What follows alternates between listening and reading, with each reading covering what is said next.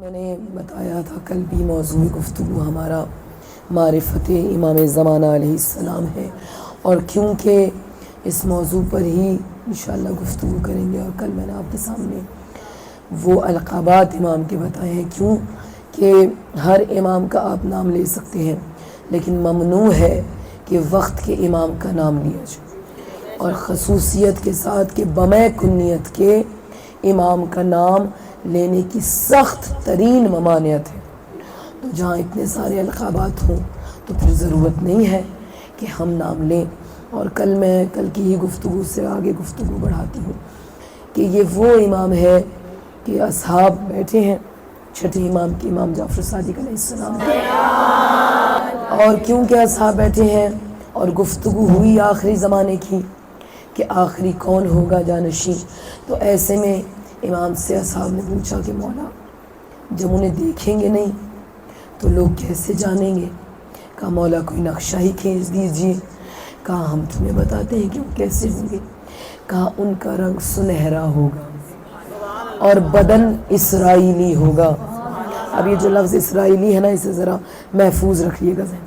بدن اس کا اسرائیلی ہوگا اور آنکھیں اس کی اتنی حسین اور بڑی ہوں گی کہ جس میں آنکھ کی پتلیاں عین سیاہ ہوں گی، اور اس پر جو سفید دیدے ہوں گے وہ اتنے پھیلے ہوں گے کہ جیسے سچے موتی، اور اس پر جو چہرہ ہوگا اس پر ناک ایسے ہوگی کہ جیسے گلاب کی پنکھڑی رکھی ہو، یعنی ستواں ناک ہوگی، اور اس پر جو حسین لب ہوں گے اور اس پہ جو دانت ہوں گے وہ اتنے حسین دندان ہوں گے کہ اس میں امام نقشہ کھینچے کہ دانتوں کے درمیان میں وقفہ ہوگا۔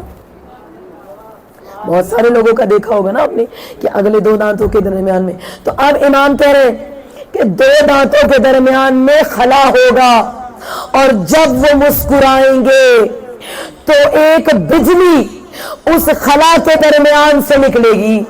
اور کہا کہ میں نے کل بھی آپ کو بتایا تھا نا یہ نقشہ کہ ہر امام نے اس بات پہ زور دیا کہ بالکل وہی جسم ہوگا جو رسول کا جسم ہے، اور گال پر ایک تل ہوگا جو ستارہ سحری کی مانند ہوگا کہ جب چمکے گا تو پھر اس کی زوفشانی دور دور تک پھیلے گی، اور جس کی قامت کا یہ عالم ہوگا کہ اس کی عمر تو 40 برس ہوگی، مگر جب وہ سامنے آئے گا تو 26 برس سے زیادہ اس کی جوانی محسوس نہیں ہوگی۔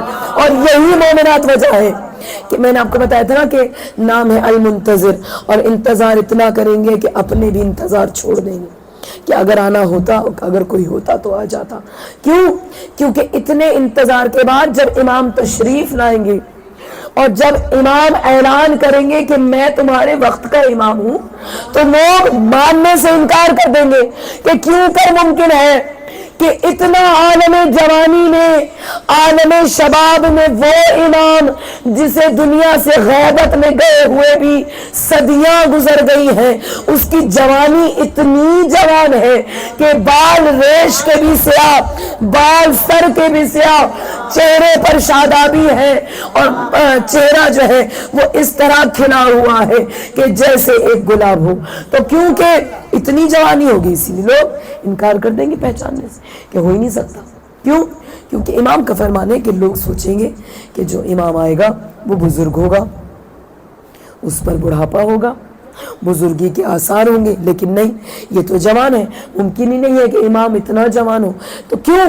اس لیے کیونکہ میں نے آپ کو بار بار کہہ رہی ہوں اور یہاں بھی دہرا دوں کہ جہاں وقت کی لگامیں ہاتھ میں ہو تو پھر جب وقت کی لگاموں کو روک لیا جاتا ہے نا تو پھر کیا جوانی اور کیا بچپنا اور کیا بڑھاپا۔ مل کر صلوات پڑھ لیجیے کہ جس وقت آمد ہوئی۔ اب دیکھیے اہل سنت کی کتابیں ہوں یا ہماری کتابیں، یہ بات تو مستند ہے کہ رسول نے خوشخبری سنائی ہے کہ کوئی آئے گا جو ہادی ہوگا، رہبر ہوگا، बहुत परेशानियों से छुटकारा दिलाने वाला निजात दहिंदा होगा। जो निजात दहिंदा आना है, इस पर पूरी कौम नहीं बल्कि पूरी इंसानियत का इत्तफाक है। इसलिए कि आज भी यहूदी उस दीवार जो हेकल सुलेमानी है उस पर हाथों को उठा उठा कर जो दुआएं मांग रहे हैं कि परवरदिगार आलम उस निजात दहिंदे को भेज जिसका तूने वादा किया है। इसलिए मकाम मैंने आपसे कहा था इतना बुलंद है इमाम का कि न सिर्फ इमामों ने इंतजार किया बल्कि नबियों ने इंतजार किया, और सिर्फ नबियों ने इंतजार नहीं किया बल्कि नबियों ने अपनी कौम को खुशखबरी सुनाई है कि सबसे आखिर में वो निजात दहिंदा आएगा जो दुनिया को जुल्म जौर से पाक कर देगा। जितनी वो जुल्म से भरी होगी आने वाला उसे उतने ही इंसाफ से भर देगा। तो क्योंकि वादा है इसलिए हर कोई इंतजार करे। अब अहले सुन्नत ने इस पर बड़े दलाइल दिए हैं। उनका मसला ये है कि वो ये कहते हैं कि आने वाला पैदा हो गया है या होना है। इस बात पर तो इत्तेफाक है कि नस्ल रसूल से होगा। अब नस्ल रसूल कौन है? जाहिर है जनाब सैयदा है कि होगा फातिमा की औलाद से। लेकिन सवाल यह है कि आया पैदा हो गया है या नहीं हुआ? भाई अब जब नस्ल ज़हरा से अगर सिलसिला मुनक़ता हो जाए, भाई एक दलील है ना, इस दलील को भी आपके लिए सुनना ज़रूरी है क्योंकि मौजू है मारिफत। मारिफत आपको पहचान तब होगी तब आपको, क्योंकि पहचान ज़रूरी है इसलिए बताती चलूँ कि इमाम वो है कि जिसके लिए ये तो लाजमी है कि आएगा। सवाल ये है कि पैदा हो गया है या पैदा होना है। तो अकल और जो है इंसानी दिमाग अगर इस्तेमाल किया जाए तो नस्ल अगर सिलसिला मुनक़ता हो जाए तो फिर ये भी आप कह रहे हैं कि होगा औलाद फातिमा से, होगा हुसैन का नवा बेटा।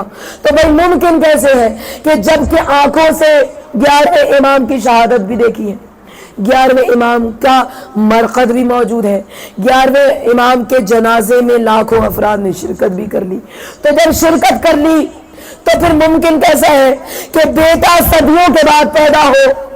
सवाल है ना कि सदियों के बाद बेटा कैसे पैदा होगा? इसलिए छुपा रहे हैं। क्यों छुपा रहे? ताकि दुनिया को गुमराह किया जा सके कि तसल्ली रखो अभी कोई पैदा होगा। और ये जो शियों के अकीदे हैं कि कोई आ गया है, अगर आया है तो जाहिर क्यों नहीं होता? तो भाई इसलिए जाहिर नहीं होता कि आपको मालूम है रसूल ने कहा कि आने वाला इमाम जो है उसमें ख़ास वो सिफ़ात होंगी जो तमाम नबियों की सिफ़ात होंगी। अब मैं आपको एक नबी की सिफ़त बताती हूँ, हज़रत यूनुस। और इमाम ने कहा कि हज़रत यूनुस की सिफ़त इस इमाम में होगी। कैसे होगी? कि हज़रत यूनुस जब मछली के पेट में चले गए तो सालों के बाद आए। जब सालों के बाद आए तो होना तो ये चाहिए था कि यूनुस आते तो बूढ़े होकर आते। जब यूनुस को मछली ने अपने मुंह से उगला तो वो इस कदर नहीं थे कि उनके बदन पर गोश्त नहीं था, मगर आहिस्ता आहिस्ता जब उन्होंने मोहम्मद और आले मोहम्मद पर दरूद की तस्बीह को जारी किया तो परवरदिगार आलम ने उनके बदन पर गोश्त पोस्त दोबारा जारी किया। यहाँ तक कि दोबारा ऐन शबाब लौट आया। और जब अपनी उम्मत के पास आए ना कि मैं दोबारा आया हूँ, मैं यूनुस हूँ, तो उम्मत के बूढ़ों ने जिन्होंने कभी उम्मत में यूनुस को जवान देखा था, अब जो दोबारा खुद बूढ़े हो गए हैं और सामने जो कभी यूनुस हम उम्र था उसको जवान देखा तो हैरान हो गए। कहा कि मुमकिन ही नहीं है, यूनुस तो कभी हमारी उम्र का था, तुम जवान हो, तुम कैसे यूनुस हो सकते हो? तो ये वो मौजिज़ा है जिसकी तकमील अल्लाह आखिरी हुज्जत के साथ करेगा कि अंबिया की औसाफ के जिस तरह गए थे तो 40 बरस के थे, जब लौट कर आएंगे तो 26 बरस से ज्यादा उम्र नहीं लगेगी। क्यों? इसलिए अब देखिए, मैं आपको थोड़ा सा आज खुश्क बात है लेकिन समझने और सोचने वाली बात। हजरत इब्राहिम के 2 बेटे और 2 से नस्ल चली, इधर से इस्माइल से चली, इधर से इसहाक से चली। इसहाक की नस्ल में आपको पता है कि बनी इसराइल के तमाम नबियाँ, جبکہ حضرت ابراہیم نے اسماعیل کے بعد فقط ادھر سے اس نسل سے صرف ایک ہی نبی آئے ہیں اور وہ خاتم الرسول۔ اب یہ جو ادھر آئے ہیں تمام نبی، وہ ان کا اختتام ہو رہا ہے حضرت عیسیٰ پر۔ تو منطق یہ ہے عیسیٰ کو زندہ اٹھانے کی کہ ہم نے دونوں نسلوں کو زندہ رکھنا ہے۔ اب ذرا غور طلب بات ہے، ہم نے دونوں نسلوں کو زندہ رکھنا ہے، ہم نے اسماعیل کو بھی زندہ رکھنا ہے، ہم نے عیسیٰ کو بھی زندہ رکھنا ہے۔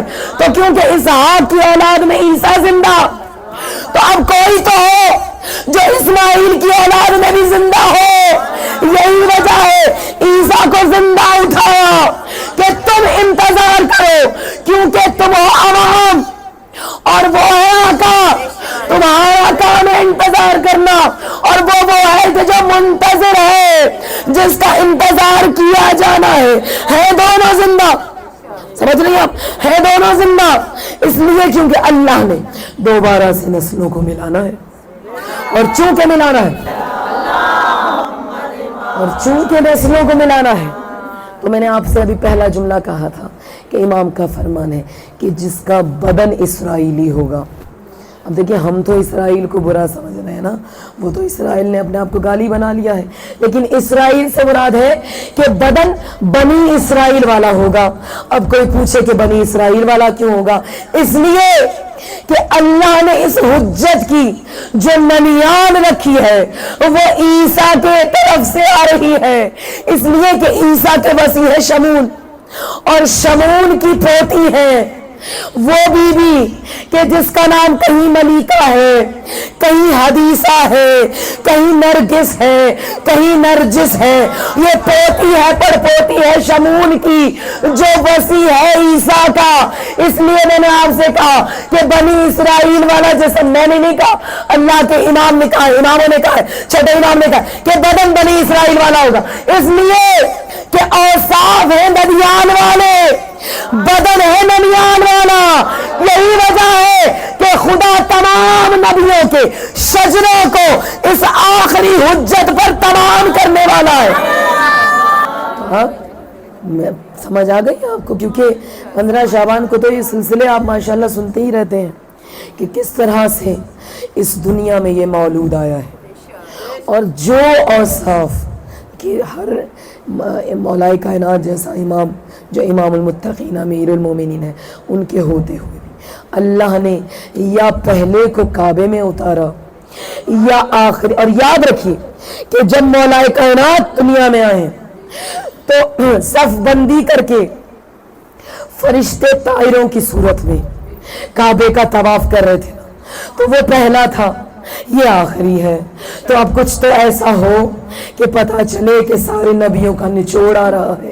تو دنیا نے دیکھا کہ جناب حکیمہ خاتون جو ایک امام کی بیٹی، ایک امام کی بہن، ایک امام کی پھوپھی اور ایک امام کی دادی ہیں، تو اب کتنی مقام و منزلت آپ کو معلوم ہے؟ جناب حکیمہ خاتون کا اپنا ذاتی مقام اتنا بلند ہے کہ کیونکہ جب امام علی نقی ان کو چھپایا ہوا تھا اور آپ تحفظ کر رہی ہیں بھائی کا، اور جب امام علی نقی کے بعد امام حسن عسکری کا دور آیا تو بیوی پردے کے پیچھے سے مسائل بتاتی تھی، اور مسائل بھی بتاتی تھیں، نیابت کر رہی تھی۔ اب لوگوں نے کہا کیونکہ ظاہر ہے آج والا مسئلہ پرانا مسئلہ ہے کہ ایک عورت امام کی نیابت کیسے کرے، مستور ہیں آپ کیسے امام کی نیابت کر سکتے؟ ایسے موقع پر پردے کے پیچھے سے ایک امام کی بہن اور ایک امام کی بیٹی نے وہ فصاحت و بلاغت کا اعلیٰ نمونہ پیش کرتے ہوئے بی بی نے کہا، کیا تم بھول گئے کربلا کے میدان میں حسین کی نیابت زینب کر رہی تھی، جہاں چوتھا امام بیمار تھا، وہاں پورے راستے علی کی بیٹی اپنے بھائی کی نائب بن کر تھی۔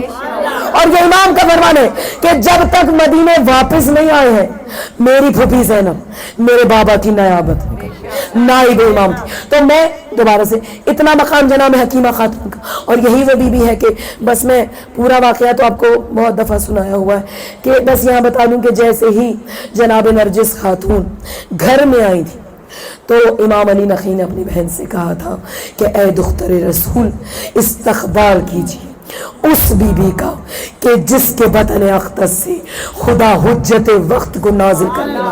تو اب استقبال نہیں کیا، اپنے حجرے کو جناب نرجس خاتون کا میکا بنایا ہے. یعنی کیونکہ ابھی اسلام میں ظاہر ہے فاطمہ کے ہاتھ پر اسلام قبول کیا ہے بی بی نرجس خاتون نے عالم خواب میں. اس سے زیادہ مقام بتانے کی بی بی کی ضرورت نہیں ہے کہ جو امام وقت کی بھی ماں ہو. اور گزشتہ سال مجھے یاد ہے کہ میں نے ہی یہ سارا آپ کے سامنے بیان کیا. تو جو امام وقت کی ماں ہو اس کا کتنا مقام ہوگا، لیکن اس کا کتنا مقام ہوگا جس نے تربیت کی ہے جناب نرجس خاتون کی، اور جناب حکیمہ خاتون نے اپنے حجرے میں رکھا. یعنی امام حسن عسکری کے حجرے میں بھیجنے سے پہلے جو تربیت، جو آداب بنی ہاشم، جو آداب امامت تھے، وہ تمام تقاضے بی بی نے خود سکھائے ہیں. تو جب سکھائے تھے نا، تو جب رخصت کیا، ایک ہی گھر ہے لیکن جب رخصت کیا تو جناب حکیمہ خاتون نے ایسے رخصت کیا کہ جیسے بیٹی کو اپنے گھر سے رخصت کرتے ہیں. اور یہی وجہ ہے کہ تاریخ میں لکھا ہے کہ بی بی ملیکہ خاتون یا نرجس خاتون ہمیشہ جناب حکیمہ خاتون کے گھر کو اپنا میکا ہی تصور کرتی. تو اب میں آپ کو اس مقام پہ لے آؤں کہ نصف شب ہے اور امام کہہ رہے ہیں کہ پھوپھی جان آج رات، کیونکہ شعبان کا مہینہ ہے اور تمام ماہ شعبان کے روزے تمام روزہ دار ہیں، اور نرجس بھی روزے سے ہے، جناب حکیمہ بھی روزے سے ہے، امام بھی روزے سے ہے. کہا پھوپھی جان آج کا افطار اب ہمارے گھر ہی کیجیے اور آج کی رات بھی آپ یہیں گزاریے. کہا اے میرے لال کیا وجہ ہے؟ کہا اس لیے کہ جو انتظار ہم کر رہے تھے وہ گھڑی قریب ہے. آج نرجس کو خدا وہ بیٹا عطا کرنے والا ہے کہ جس کے نور سے کائنات منور ہونے والی ہے. تو اب بی بی کہتی ہے میں حیران ہوئی، اور میں حیران ہو کر نرجس کے قریب آئی تو میں نے دیکھا کہ ایک لمحے کے لیے بھی مجھے محسوس نہیں ہوا کہ ایک بھی کوئی آثار ولادت، آثار حمل ہو. میں نے کہا اے میرے لال مجھے تو کوئی آثار حمل نمایاں نظر نہیں آتے. تو کہا کہ پھوپھی جان ان کی مثال مادر موسیٰ جیسی ہے کہ جس کے لیے آخری وقت تک پتا نہ تھا کہ موسیٰ دنیا میں آنے والے ہیں. تو یہ فخر موسیٰ، وہ فخر مادر موسیٰ. تو ابھی بھی کہتی میں دیکھتی رہی، نرجس میں مجھے کوئی تبدیلی نظر نہ آئی کہ میں آج ہی رات گزرنے کے بعد جیسے ہی میں اپنے بیٹے کے بھتیجے کے پاس آئی اور کہا اے میرے لال کیا تمہیں یقین ہے کہ یہ وہی رات ہے؟ تو میرے مولا نے کہا کہ پھوپھی جان آپ واپس تشریف لے کر تو جائیے. بی بی کہتی ہے اب جو میں حجرے میں آئی تو میں نے دیکھا کہ نرجس کے چہرے کا رنگ بدل رہا ہے اور فضائیں تبدیل ہو رہی ہیں، یہاں تک کہ اچانک ایک نور کا حالہ بنا میرے اور نرجس کے درمیان. وہ نور کی دیوار حائل ہوئی، نہ مجھے نرجس نظر آتی تھی نہ نرجس کو میں نظر آتی تھی. یہاں تک کہ جب نور کا پردہ درمیان سے ہٹا تو میں نے دیکھا کہ ایک مولود ہے کہ جو سر بسجود ہے اور اللہ کی تسبیح کر رہا ہے، کیونکہ وہ اتنا پاک و طاہر بچہ تھا. میں نے آگے بڑھ کر اسے اپنے سینے سے لگایا، ابھی سینے سے لگا کر میں اس کے بازوؤں کو چوم ہی رہی تھی کہ آواز آئی پھوپھی جان میرے لال کو میری باہوں میں دے دیجئے. اور جیسے ہی میں نے جا کر امام حسن عسکری کی گود میں وقت کے امام کو دیا، امام نے جب ماتھا چوما، اذان کہی، اقامت کہی اور کہا کہ جیسے ہی ہاتھوں پر امام بلند ہو آیت قرآنی کی تلاوت کر رہے جاء الحق وزاق الباطل ان الباطل کان زہوقا، کہ بے شک حق آ گیا، بے شک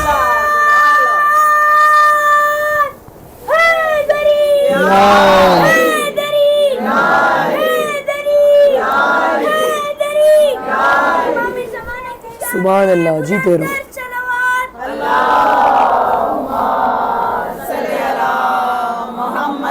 شک حق آ گیا اور باطل مٹ گیا. بے شک باطل مٹنے کے لیے ہی تھا. جیسے قرآن کی آیت کی تلاوت کی، کہا اے میرے لال کچھ اور سناؤ.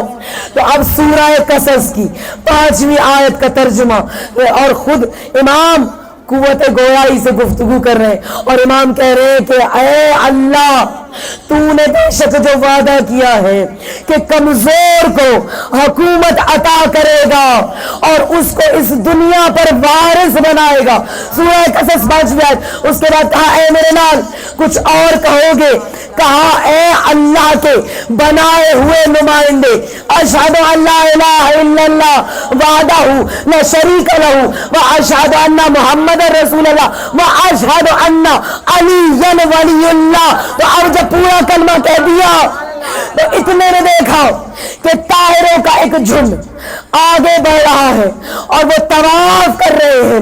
اور آپ کو معلوم ہے جس طرح پشت رسالت پر مہر نبوت ثبت کر کے پروردگار عالم نے بھیجا ہے، بالکل اسی طرح مہر امامت بنا کر قرآن کی بنی اسرائیل کی اس آیت کو پشت امام پر ثبت کر کے بھیجا ہے. اور وہ آیت جو میں نے ابھی آپ کے سامنے پڑھی، جعل حق وزاق الباطل، کہ حق تو آنا ہی تھا اور بے شک باطل کو مٹنا ہی ہے. یہ وہ آیت مبارکہ ہے جو پیشانی جو پشت امام پر ثبت کر کے مہر لگا کے خدا نے بھیجی، اور یہ امام کی نشانیوں میں سے بھی نشانی ہے. اور میں آپ کو بتا دوں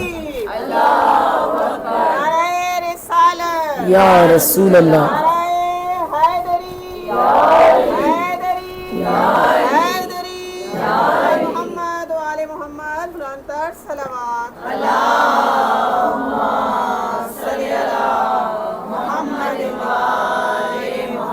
کیونکہ آپ کو معلوم ہے یہ موضوع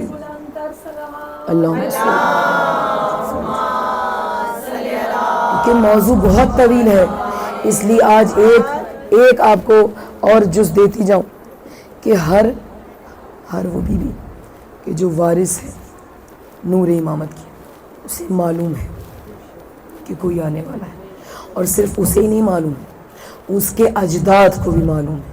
اب میں آپ کو بتاؤں ایک ایسی شہزادی جس کا نام شہربانو ہے اور جس کا بابا یزرجد ہے، اور جب یزرجد جا رہا تھا نا ایران سے، آپ کو پچھلے سال کی گفتگو شاید یاد ہو کہ جب دوڑ رہے تھے تو آپ چھوڑ کے کسرے ایران کو دوڑ رہے ہیں، تو کسرے جو کسرہ ہے نا، تاکہ کسرہ کے قریب ہے، تاکہ کسرہ وہ تاک تھا کہ جیسے ہی رسول کی آمد ہوئی تو یہاں پر جو صدیوں سے آگ جل رہی تھی تو کنگرے گر گئے اور آگ بجھ گئی، لیکن تاک نشانی کے طور پر موجود ہے، تاکہ کسرہ نشانی کے طور پر موجود رہا، یہاں تک کہ جب مولائے کائنات صفین کے پاس سے گزرے تو وہاں پر آج بھی یہ آثار موجود ہیں تاکہ کسرہ کی.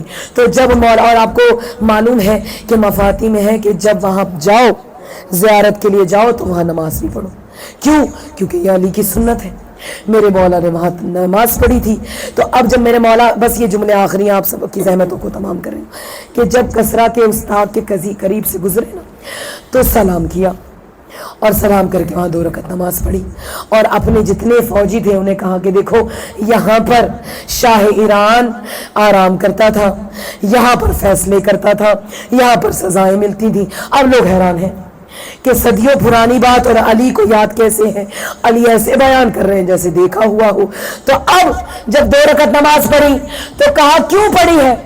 پوچھا اس لیے کہ یہ وہ نشانی ہے کہ جہاں پر ایک عظیم بادشاہ نے سلام کیا ہے. کیوں؟ کیونکہ جیسے ہی والد حضرت شہربانو یزرجد اس محل کو چھوڑ کے جانے لگے نا تو بجھے ہوئے تاکہ کسرہ کے قریب آئے، اور تاکہ کسرہ کے قریب آ کر کہا اے تاکہ کسرہ تجھ پر سلام، اس لیے سلام کہ تو گواہ رہنا کہ ہماری نسل سے ایک ایسا ہادی آئے گا کہ جو تجھے دوبارہ روشن کر دے گا. تو اب بتائیے یہ شہربانو کون ہے کہ جس کی پشت سے اللہ 9 امام دینے والا ہے؟ بھائی کون ہے؟ کون ہے؟ حضرت شہربانو زوجہ امام حسین، 4تھے امام کی والدہ. تو اب 2 امام پشت سے آنے ہیں. اب مقام شہربانو آپ کیا سمجھیں گے؟ جس کے باپ کا مقام یہ ہے کہ جو یہ جانتا ہے کہ میری پشت سے کوئی آنے والا ہے، تو یہ مقام ہے کہ اب دیکھیے نا اگر میں آپ کو بتانے پر لگ جاؤں تو خویلد ہے، انہوں نے جناب خدیجہ سے کہا کہ وعدہ کرو جب تم اس منزل پر ہوگی کہ جو بخشش کی منزل ہوگی تو مجھ سے وعدہ کرو کہ میری بخشش کراؤ گی۔ تو اب ہر بی بی سے اس کے خاندان کے افراد کو معلوم ہے کہ یہ جس جگہ جا رہی ہے وہ سامان بخشش ہے، کیونکہ سامان بخشش ہے اس لیے ہر بیوی کو معلوم ہے کہ ہماری پشت سے، کیونکہ دیکھیے آسان بات تو نہیں ہے نا، اتنی بڑے بڑے اماموں کی بیویاں ہونا اور پھر امام کی ماں ہونا، کیا بیویوں کو نہیں معلوم ہے کہ ہمارا رتبہ کیا ہے یا اللہ ہمیں کیا اولاد عطا کرنے والا ہے؟ تو اتنا بڑا مقام ہے جناب ملیکہ کا کہ اب اگر میں کہہ دوں کہ پہلی بھی ملیکہ العرب، پہلی ہے ملیکۃ العرب اور یہ وہ آخری ہے کہ جو ملیکۃ الکائنات ہے۔ اس لیے میں یہ جملے کہہ رہی ہوں کہ ملیکۃ العرب خدیجہ وہ ہے کہ جو فاطمہ کی ماں ہے، پہلی معصومہ کی ماں ہے، اور یہ وہ ہے کہ جو ایسی ملیکہ ہے کہ جس کے بیٹوں کی بیٹے کے قدموں کے نیچے خزانے اگل اگل کر نچھاور ہوتے جائیں۔ تو پہلی بھی ملیکہ، آخری بھی ملیکہ، اور کیونکہ یہ خاندان وہ خاندان ہے کہ جہاں پر تمام خزانے قدموں میں نچھاور ہو رہے ہیں، لیکن افسوس کا مقام ہے کہ جہاں خزانے نچھاور ہوتے ہوں، جہاں شجر جھک جھک کر سلامی دیتے، جہاں پتھر ہاتھوں پر بلند ہو کر تسبیح پروردگار عالم کر، جہاں سورج کے آگے بادل سایہ فگن ہو کر سلامیاں پیش کرتا ہو، وہی بیویاں، وہی خاندان کربلا سے شام تک اتنی مصیبتوں میں گرفتار ہوا ہے یہ خاندان کہ نہ کربلا ہوگی نہ ہو سکتی ہے، نہ کوئی دوسرا حسین ہے نہ دوسری کربلا، اور نہ ہی کوئی دوسری شریکت الحسین ہوگی۔ اور آج صف ماتم میں ہم چاہیں گے کہ اسی بی بی کا ذکر کریں کہ جو شریکت الحسین ہے، کہ جس کی وجہ سے آج حسین کا نام زندہ ہے، کہ جس نے وہ کارنامہ کیا ہے۔ اس لیے میں نے آپ کو درمیان مجلس میں یہ کہا کہ جناب حکیمہ خاتون حوالہ دے رہی ہیں کہ تم مجھ سے پوچھ رہے ہو، آؤ میں تمہیں کربلا میں حوالہ دکھاؤں کہ جہاں حسین نوکے نیزہ پر ہیں اور امام وقت عالم غش میں ہیں، اور عرفاء نے لکھا ہے کہ اگر ایسے جناب زینب نیابت نہ کرتی تو قیامت کے آثار نمودار ہو جائے۔ تو جو اپنے ناتواں کاندھوں پر اس بوجھ کو اٹھائے کہ جو قیامت کو آنے سے روک دے، اس بی بی کا نام ہے زینب، کہ جو اتنی مصیبتوں میں گرفتار ہوئی کہ نام ام المصائب ہو گیا۔ اتنی مصیبتیں پڑی ہیں، اس لیے نہیں کہ فاطمہ کی بیٹی کے پشت پر تازی آنے لگے، اس لیے نہیں کہ سر پر گرز لگے، زر پر تازی آنے لگے، سر پر انیاں چبھوئی، اس لیے نہیں، اس لیے کہ علی کی بیٹی نے فقط 70 قدم کا فاصلہ، بہت بڑے عالم انہوں نے کہا کہ تمہیں لگتا ہے کہ 70 قدم کا فاصلہ تھا؟ زینب اور حسین کے درمیان اتنا فاصلہ تھا کہ علی کی بیٹی نے اپنے بھائی کا گلا کٹتے ہوئے دیکھا، اور جب چاہا کہ بھائی کے لاشے پر پہنچے، 70 قدم کا نہیں 70 سال کا فاصلہ تھا کہ جسے طے کرتے